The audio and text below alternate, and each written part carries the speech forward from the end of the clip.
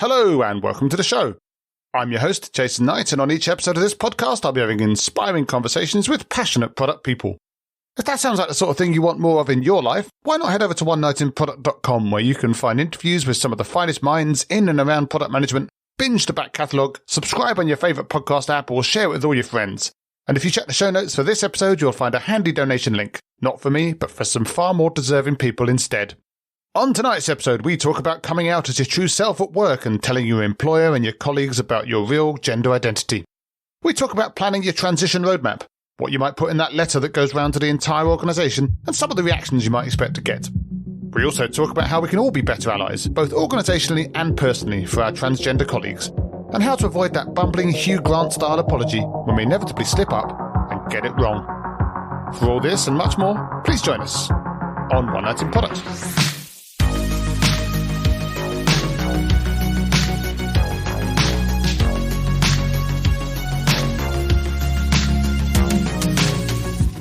So my guest tonight is the one, the only Saielle DaSilva. Saielle's a product design leader and speaker who wants to put the soft back into software. Saielle's a D&D fan who hates hustle culture, people who don't live their values, and also once moderated a panel I was speaking on. The shoe's on the other foot now, Saielle, and personally I'm glad that middle-aged, heterosexual, cisgender white guys like me finally get a turn at being in charge. We were going to spend tonight talking about the same old topics in design and leadership, and to be fair, we're probably going to do that in a future episode, but in true product fashion, we've prioritised an even more important topic to discuss, the bias and prejudice directed at transgender colleagues and some of the difficulties you can have navigating an organisation after coming out as your true self at work. Hi Saielle, how are you tonight? I'm doing really well. Thanks for having me on. No worries, it's good to have you here. So, first things first, there are a lot of important things to talk about tonight, and we're absolutely going to talk about some of them in a minute, but I wanted to start with an underarm throw just to warm us up. So what are you working on these days? Currently, I'm the Director of User Experience at Cazoo, which is an online car sales company. We sell used cars to customers completely online, letting them buy and drive and return it if they don't like it within 7 days. Excellent. So do you get lots of free cars out of that as well, or do you not get those sort of perks? No, nothing quite like that. Well, one day. But One day. But that's interesting as well, though, because it must be pretty interesting as a designer yourself or as a design leader yourself to be basically trying to revolutionize a very traditional industry. Like buying cars is one of the most traditional industries. Certainly in digital terms, you could assume that it's a little bit further behind. Is that fair to say, or do you think that it's really come on either under your stewardship or just in general?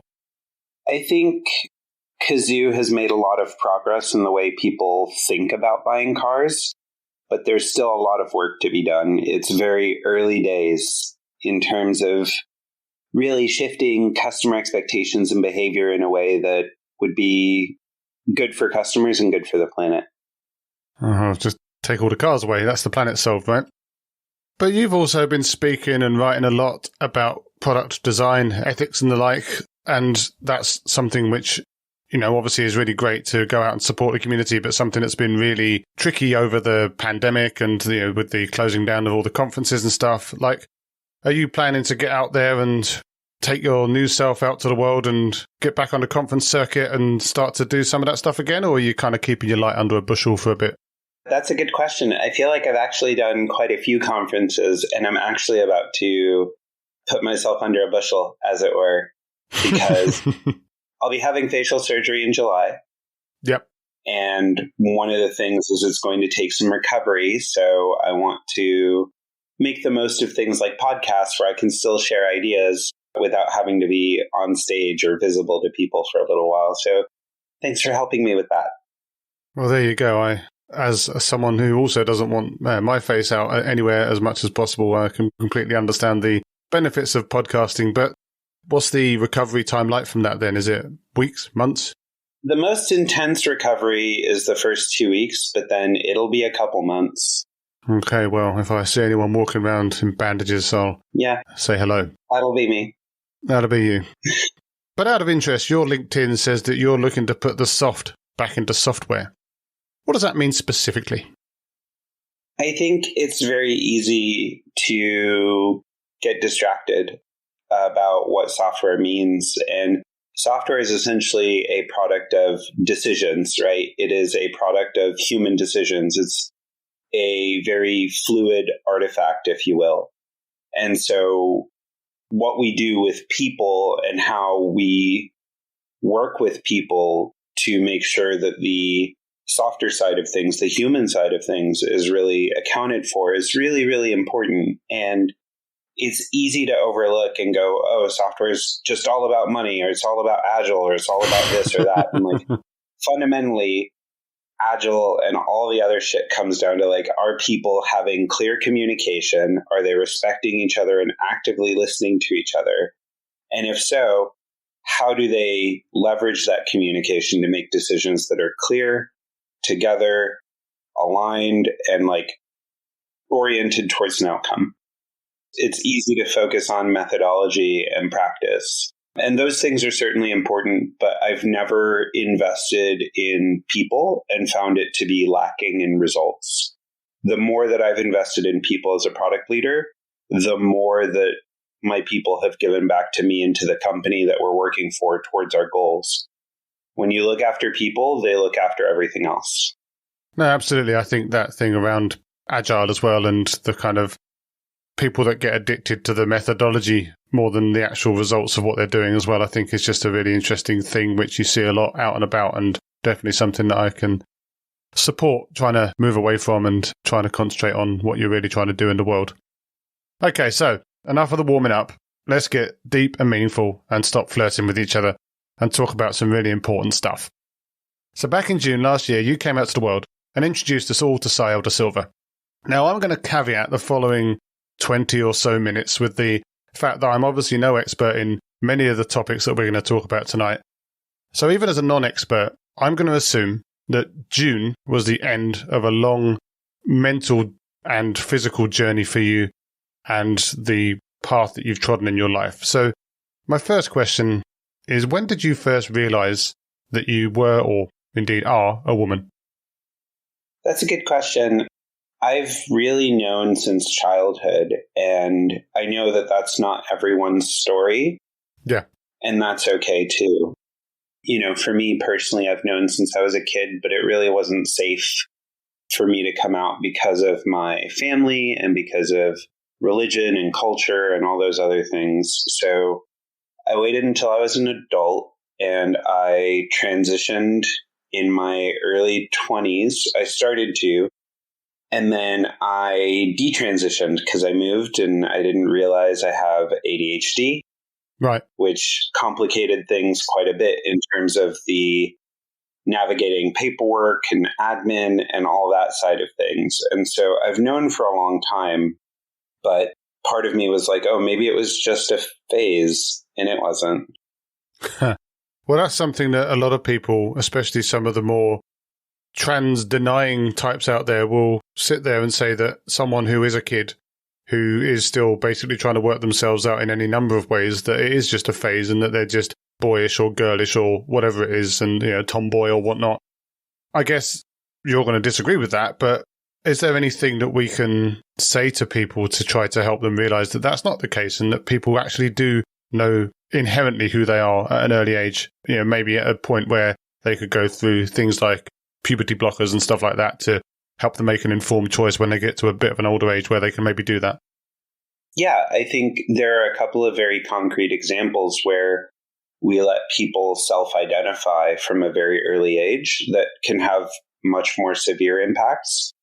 Dancing, for example. People who do ballet and are professionals or carry on with ballet, like beyond just childhood, fundamentally change the physiology and shape of their body in ways that are much more irreversible and much harder to contain.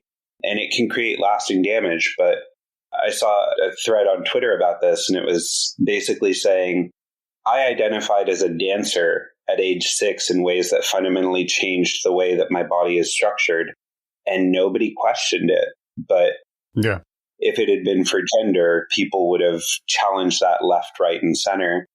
And I think that's one of the examples, right? The other is we have this very like heteronormative culture that essentially, like, you know, I see this a lot with cishet parents kind of going, oh, look, he's got a little girlfriend or she's got a little boyfriend or whatever. And it's like, oh, why are we imposing gender norms or crushes on kids? These are the same people who will then turn around and accuse trans people of like being groomers or trying to catch kids and draw them into being trans. But like, as somebody who's going through this process, there is nothing about being trans that like I would do just for funsies, right? Like I'm doing this because it is fundamentally my identity. It's not like peer pressure to smoke weed or whatever, right? Like it's just fundamentally different. Like it's not the kind of thing that you take on lightheartedly or easily, or wake up one day and go, oh, you know what? 2 of my friends are trans. I think I will try that and go through this whole medical ordeal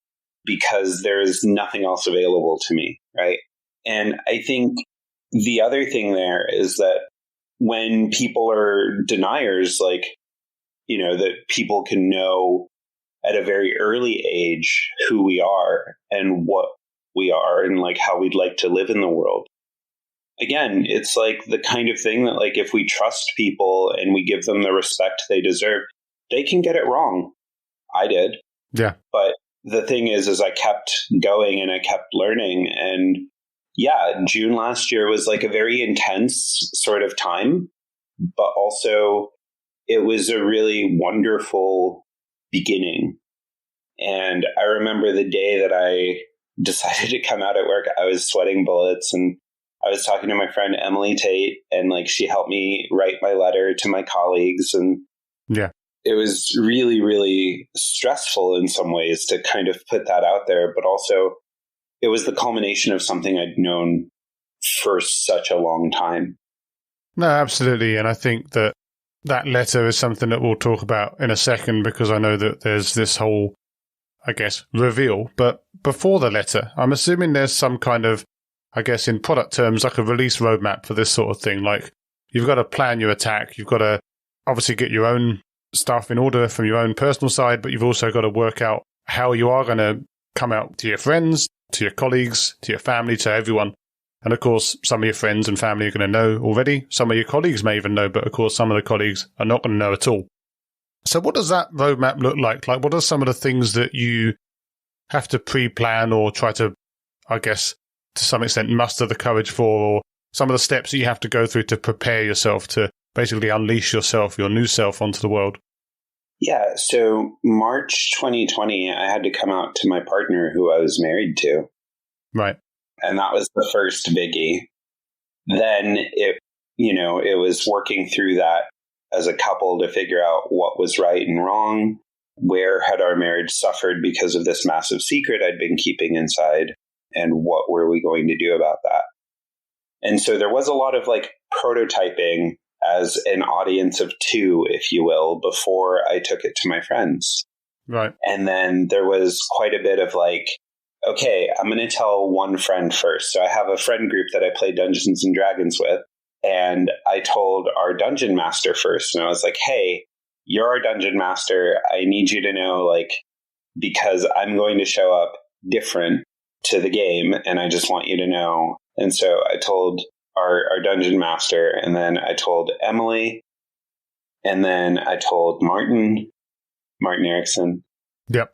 And everyone was like way more supportive and kind than I thought they would be, but it was still really scary. And I think it's easy to believe that most people are trans haters and anti-trans when you read the headlines, especially like the ones manufactured by the BBC or the Daily Mail. I don't know if I'm allowed to call them out, but you can call out whoever you want.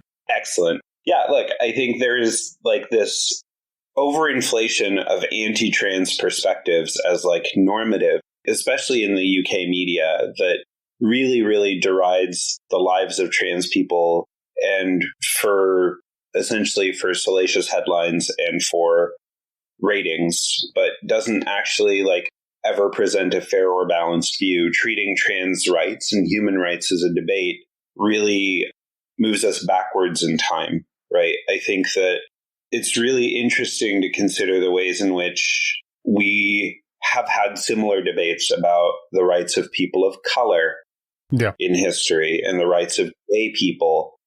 And never have those debates yielded fruit by being intentionally regressive or restrictive. Yeah, no, absolutely. And I guess one of the interesting things there is that there's obviously quite a cadre of high-profile celebrities that are effectively coming out and kind of stoking the flames on this one as well, right? Like you've got your J.K. Rowlings, you've got your Graham Linehans and people like that. And it seems like every week there's another person coming out of the woodwork to just give their really ill-informed opinion.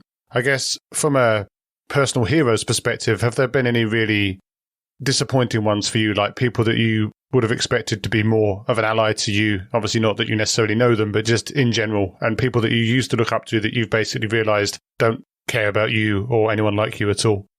Yeah, actually, one of the really shocking ones, I think, was Rowan Atkinson this week. Mr. Bean, eh? Look, Mr. Bean was a great character. I really used to like Love Actually. Yep. And that particular scene where he's got like a Mr. Bean cameo, right? Yep. I think the problem with comedy specifically is, you have these very wealthy, well-off, middle-aged white men. Another one was Rainn Wilson, who, they're seeing something that they don't quite understand. And they're picking up essentially these straw person arguments, right? These straw man arguments about like trans rights or whatever. And these are just like manufactured, essentially. These headlines and these talking points are manufactured by the right-wing outrage machine. And so for, Rainn Wilson, it was, what is chest feeding? Why wouldn't you call it breastfeeding? And nobody is saying that we can only use chest feeding now. I just want to make that very clear for anyone who's listening who saw that headline. There was some guidance in the NHS that not everyone who gives birth identifies as a woman, and not everyone who gives birth and feeds a child would like to have their chest referred to as breastfeeding, right? Yeah. So for non-binary people who give birth, they might choose chest feeding. And it's not a legalized breastfeeding as a word. It's for those who are not comfortable with it, do your best to respect other ways that people might want to be referred to, especially in their body. And with Rowan Atkinson's, talking points about comedy has a duty to offend. Yeah, but who, right? Yeah. Because punching down is not satire, that's bullying. Yep. Yes, that direction is always the most important thing. I just think that it's really disappointing seeing some of the more aggressive people out there that are basically, using their bully pulpits to basically sit there and effectively accuse all trans people of being sex offenders, which is just obviously the most ridiculous position to take in the world. But there are more recorded cases of Catholic priests committing child abuse than ever a drag queen, right?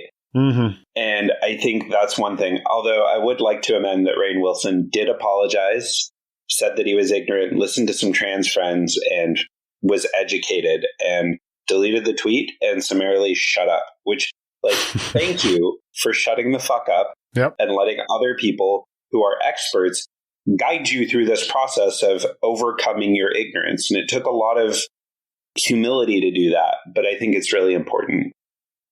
Yeah, I think, again, I can to some extent forgive people for being ignorant, but if they are presented with facts and they just double down on their ignorance, then it feels like there's definitely something going wrong there that needs to be addressed. Yeah.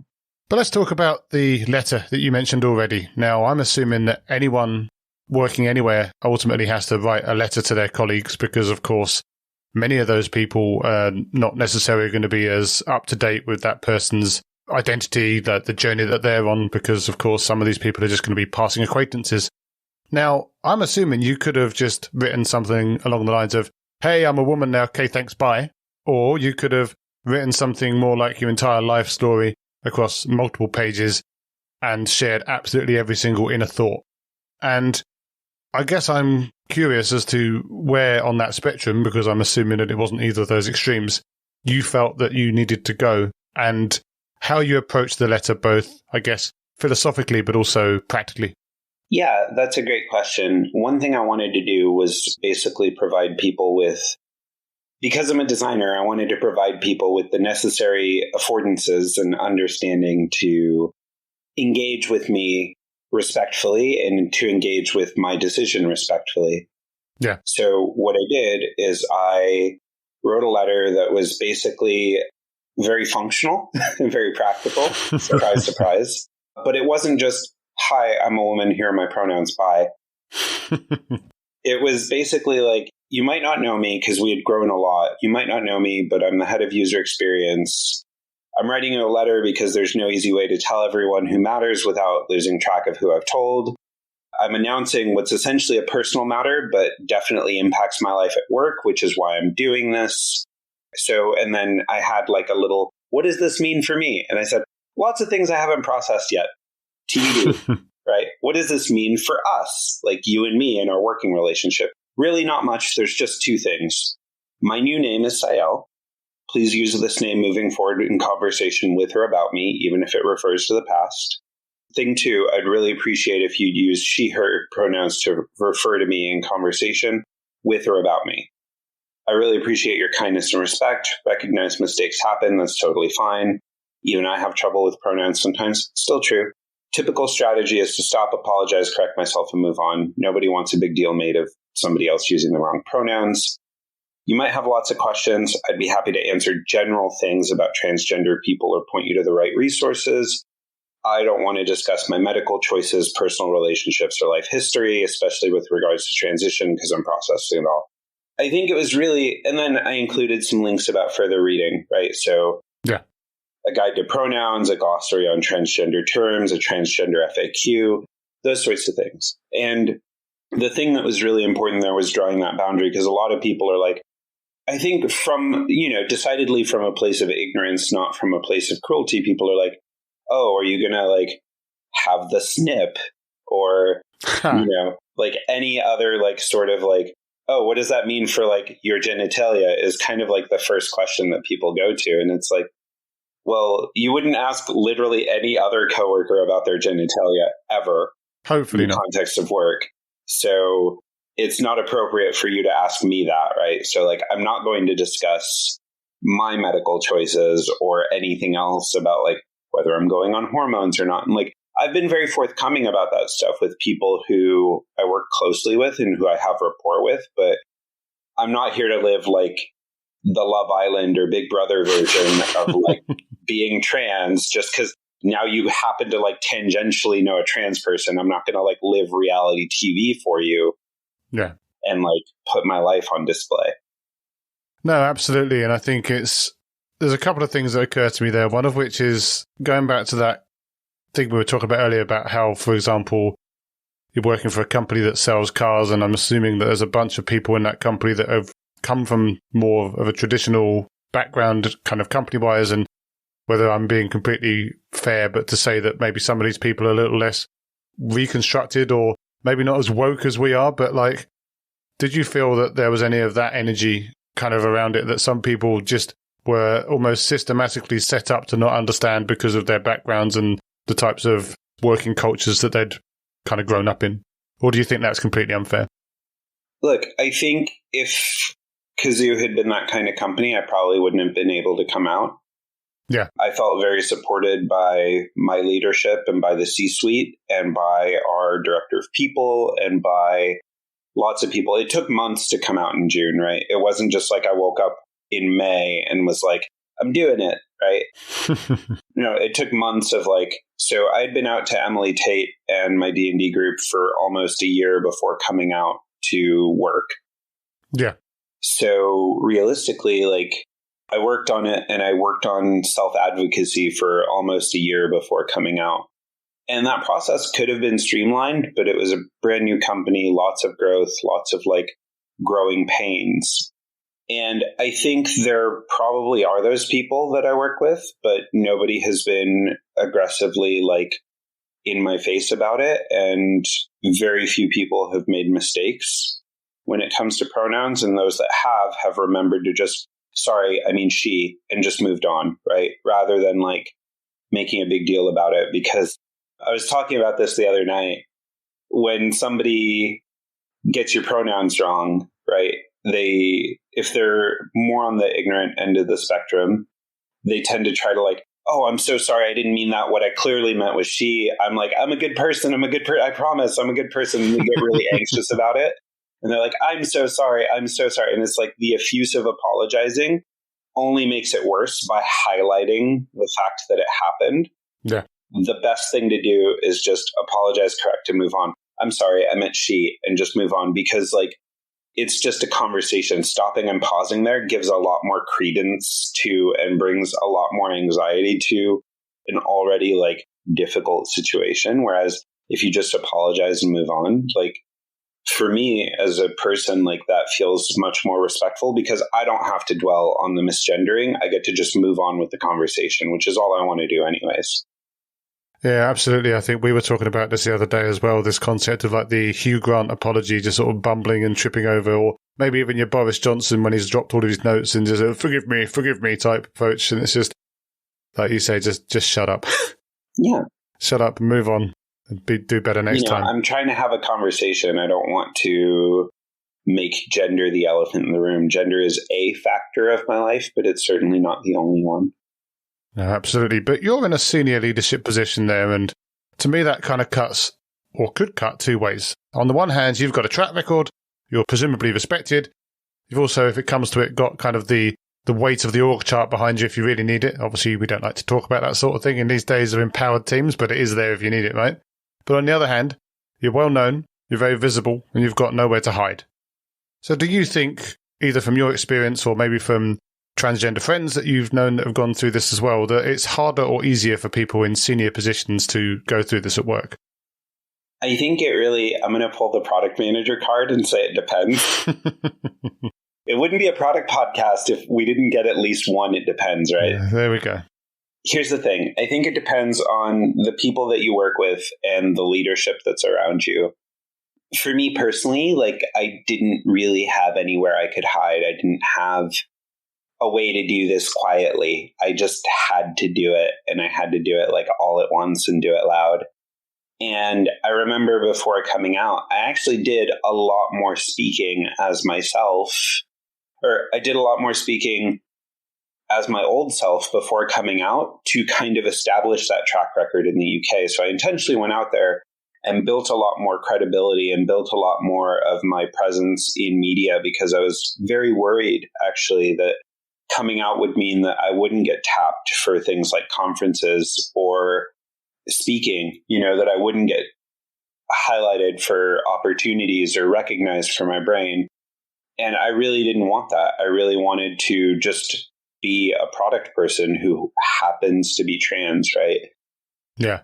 And I was really worried about that. So I went out and did a bunch of speaking to, kind of cement my credibility in the industry, which is really stressful because I know I'm creating artifacts that are my old gender and my old name and things that are difficult. But when it comes to company hierarchy, I think if you have a culture of respect, it helps. And if you don't, find one. This is probably the best advice I can give. If you don't feel psychologically safe at work, it's not going to improve by coming out, probably. But in some cases it's unavoidable. I think the first time I tried to come out, I changed jobs and I was brand new, and the lack of any org structure support and the lack of any real gravity behind my position in the company kept me in the closet. And so people were like, oh, she's just that weird person with the big hair. And nobody could quite make sense of me, and I couldn't make sense of myself. And I was just depressed and miserable. So I would say in my personal experience, having the gravity of the org chart behind me and accountability for a lot more in the organization helped a lot personally. But I know that that's not the case for everyone. And lots of my friends who are engineers, for example, come out at various levels of career development. Yeah. And have had, a variety of experiences, many good, some terrible. Yeah, and just for the record, I still consider you that weirdo with the big hair, so that's absolutely fine. But you just touched on it there around the work that you did to basically build up that body of work. So your talks, your articles, conference appearances. And I kind of, in my head, see that as what I call the kind of Caitlyn Jenner conundrum, like someone who's got a massive public profile that's been there for years, decades, loads of really amazing success that has been exquisitely captured and recorded in detail and transitioned later in life. And of course, that's absolutely fantastic that she became the person she always was. Although we should obviously call out that Caitlyn Jenner's political positions and general ideology isn't necessarily representative of the majority of trans people, and maybe we should call out someone like Laverne Cox or Elliot Page as slightly less popular but better representative advocates for trans people. But in any case, I assume that all of these people are looking back at their old bodies of work and seeing their old face staring back at them. And whilst obviously you can't speak for them yourself, you are yourself in a position where you can look back at your body of work and see your old face and your old name staring back at you. So are you able to compartmentalize that to some extent? Or is it kind of sticking a knife in and twisting it a little bit when you see that next to the content that you've previously put out? I think that's a great question. I mean, first thing, I would say that this isn't just Caitlyn Jenner's conundrum. And I think Eddie Izzard is a very prominent example, actually, in comedy and more related to what we're talking about.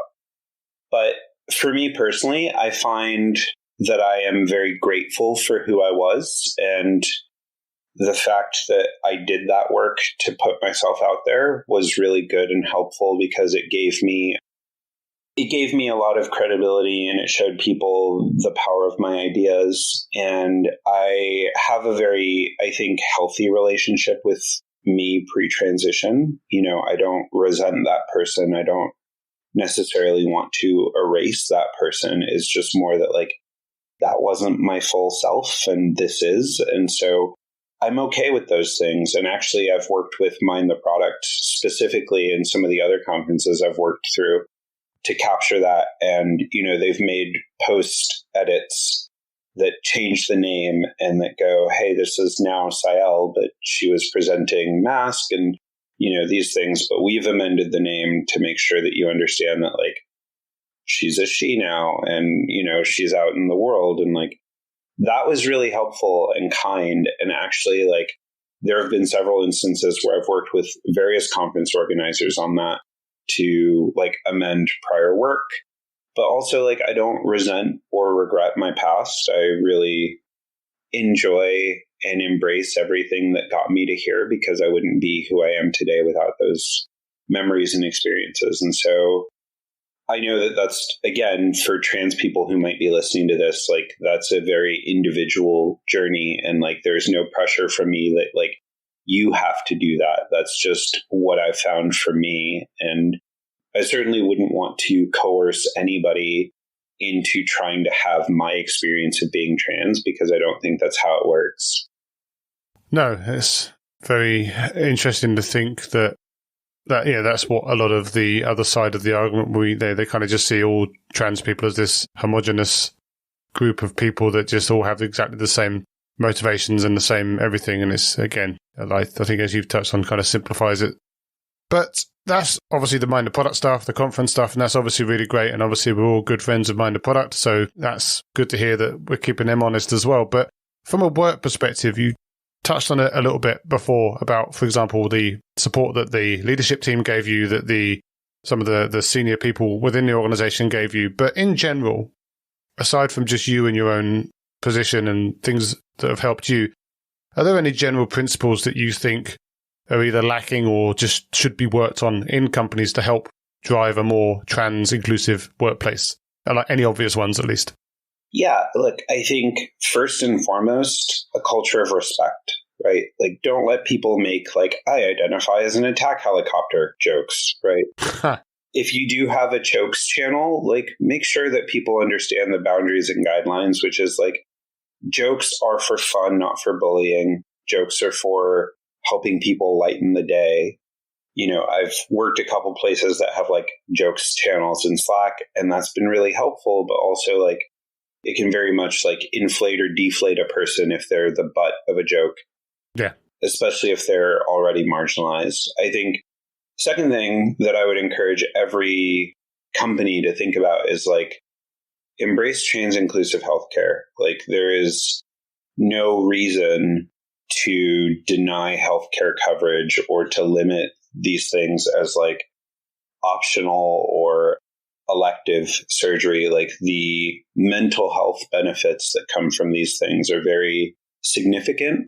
And I think it's really interesting that companies want to talk about mental health because of the pandemic and all the other things that we've been facing, and they want more productivity from people. But there's this entire class of people, aka trans people, who have very like concrete healthcare needs, and we have companies like systematically denying coverage and saying that they won't get serious about advocating for that, and they won't get serious about pushing for more trans-inclusive healthcare, right? Like I will be having facial surgery in July, and I had to pay for that out of pocket, and it's expensive, and I've had to save a lot to do it. And yeah, I know that getting to here like has felt like a lot of work. And I wish that this kind of thing had been covered by insurance or made available to me with some sort of like subsidy, because I know it has an impact on mental health and I know it has an impact on productivity. And just having a calendar date scheduled has made me so much more comfortable with myself. And I know that something that I need is coming. And again, not everyone needs surgery to feel happy in their bodies, but I do. And knowing that, I'm okay with this. And I wish more people saw this as mental health and also just like body congruence, which is really what the goal of trans healthcare is about, as like important factors in the mental health discussion, right? Rather than like, okay, there's like this mental health bucket over here, and then there's like transgender stuff, and that's over there. And it's like, no, these two things belong together because gender is such a part of who we are. Yeah, that's interesting because you were talking obviously about the support that your place gave you, and I'm sure that that support came from a good place, but also there's an argument that many companies are really only supporting this because they feel they have to, because otherwise they're going to get sued. Mm-hmm. And basically then just doing the bare minimum that they can get away with to show that they have, you know, they can tick the trans acceptance box, for example. So I guess the argument there is, or the hot take from that is basically put your bloody money where your mouth is, companies, right? Don't just pay lip service. Yeah, absolutely. And then finally, you know, if I had to pick like a third principle, I would say always be learning, and like learning not just from salacious headlines, but learning from trans people and from their experiences. Like talk to trans people. If you don't know any trans people, they're out there, and like do the work yourself. Don't come in and ask like trans 101 questions, right? Like, but that's what I've been doing. Yeah, but no, because I know that you've done the work to understand that this isn't a debate, right? Yeah. I know that you've done the work. Like one of the things that I want to point out for the audience, because I think this is really important, is you've done the work to not come into this going, trans rights, ? Debate? Yeah. Both sides? Like you're not doing that. You treat me like a person and you understand that there is work to be done. And I think that that's commendable, and also the bare minimum. Oh, yeah, no, I'm not at all claiming to be in any way special, but I do think that there are just some inarguable truths you have to stand up for. But on that idea then about doing the work, and to completely shoot myself in the face here and stop looking like I've done the work, like if you were going to say one thing to people like me, or maybe people like me, so the cisgender, white, heterosexual men that traditionally have the vast majority of the power within an organisation, how can they, we, or I be better advocates, better allies, and help to make things better for you and for other trans colleagues? That's a great question. I think it goes back to what I just said, which is talk to trans people, check in on them, ask them, are they getting their needs met? Platform women, platform trans women. I've noticed that there are a lot of things that are just taken for granted by men in terms of like respect at work and talking over women, or parroting a woman's idea or point, and it gets passed over by her, but recognized the minute a man echoes it without saying, oh, Annie's point was right and we should blah, blah, blah, blah, blah, right? And so I think there's a lot of just basic allyship. And for the cis white het dudes listening, I would say being a good ally starts with being willing to give away credit and to make yourself a safe person to trust. And that trust comes from knowing that you know how to platform other people and you know how to give room in a conversation to other people. And so the people I trust the most are people who go out of their way to make sure that the women around them, all the women, not just the trans women, not just the cis women, all the women around them are getting airtime in a conversation and being able to contribute productively to collaboration and ideas.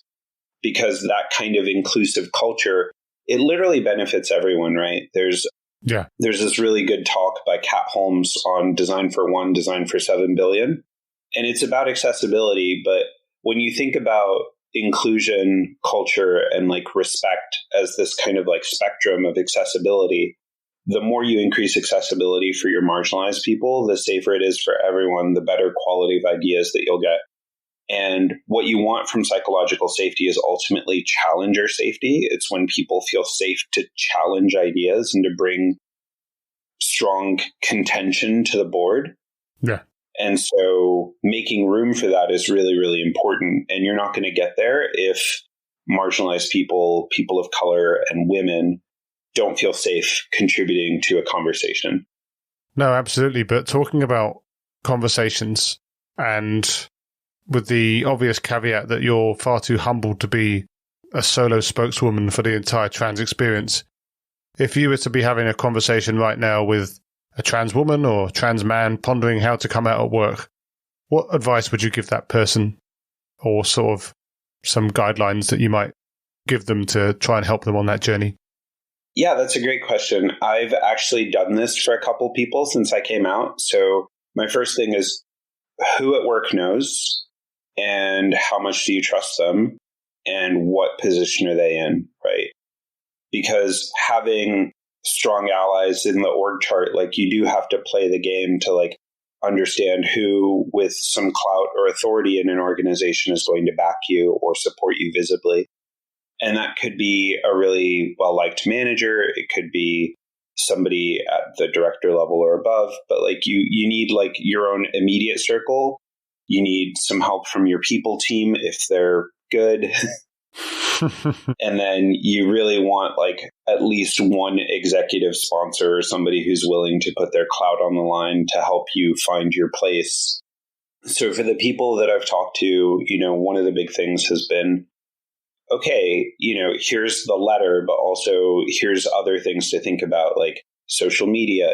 There was a roadmap. You asked me about the roadmap earlier and I kind of glossed over it, but I made a plan.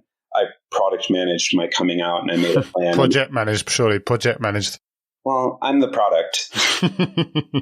But yes, I did project manage my coming out and had to treat things in phases. And I was like, okay, first things first, I'm going to cement a gender neutral identity. So I shifted from a different Twitter handle to Intentionaut as part of that, and found something more gender neutral. I found something more gender neutral across the spectrum, and was okay, I'm just going to softly rebrand there.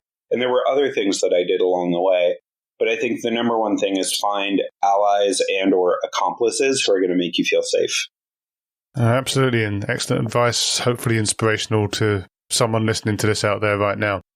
And where can people find you after this if they want to have a chat about any trans issues that they might want to talk about, or maybe dig a little bit into product and design, or maybe even get you to show them your dice collection? Yeah, I love my dice collection. So I'm on Twitter at Intentionaut, INTENTIONAUT. Well done. At Intentionaut. You'll put it in the show description, I'm sure. And then I write a blog at blossomat.work. And then if you really, really can't get enough, there is a contact form on my website. And if you want to talk to me about speaking gigs or other engagements, I would be happy to support. heads up, I am out recovering from surgery for the month of July in 2022. So I will probably be slow to respond to your emails until at least August. Oh, that's fine. Everyone can get a bit of sun and then come back and have a go at you in the autumn or the fall, depending on which side of the pond you want to be talking about. Well, I'll make sure, as you say, to link that all into the show notes, and hopefully your fan base will ever burgeon. But obviously really great we could find some time to talk about some really important issues and hopefully help someone somewhere with some of the stuff they may be going through. Obviously, we'll be back for that design episode one day, but until then, we'll stay in touch. And as for now, thanks for taking the time.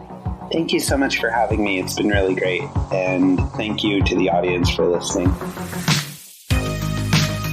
As always, thanks for listening. I hope you found the episode inspiring and insightful. If you did, again, I can only encourage you to pop over to onenightinproduct.com, check out some of my other fantastic guests, sign up to the mailing list or subscribe on your favourite podcast app, and make sure you share with your friends so you and they can never miss another episode again. I'll be back soon with another inspiring guest, but as for now, thanks and good night.